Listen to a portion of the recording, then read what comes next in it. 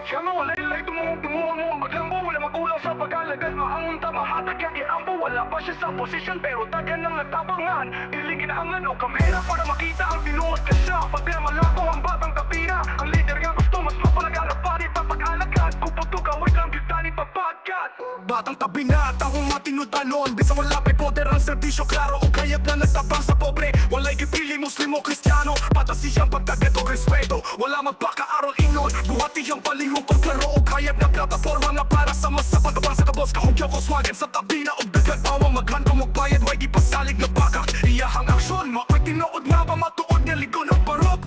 Si Bader Malako para sa tanan, bisang wala pa sa trono, may alagad na sa kaotaon.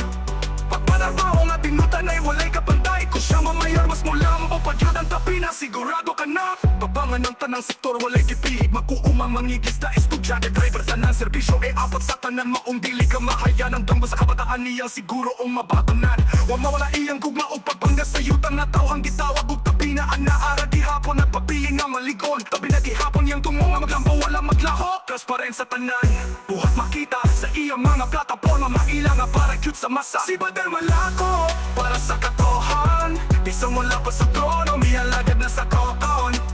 Pagpanarbaho nga tinutan ay walay kapantay, kung siya mamayor mas mula mo pagyod ang tabi na sigurado ka na.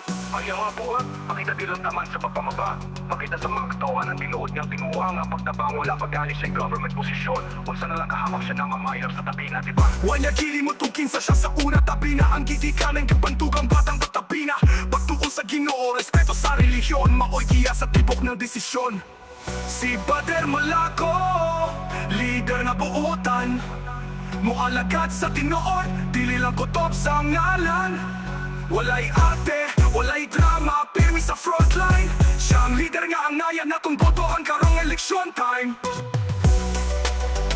Mukhang waapot eleksyon at pumakatagano kikilyon. Sa pagkaligtas na kamatiyan, papiro sa tabi ng Bader Malako, Malako numero 2. Sa balota, may tola 2025, pagkabilong at tinuod. So ay paglimod dito na itong sulayan para sa tinatanay nga kawasaman. Kauban ng tima ng Team Malako, na kumanit yung malauman ng tinuod. Walay tinig na servisyo para sa katuhan.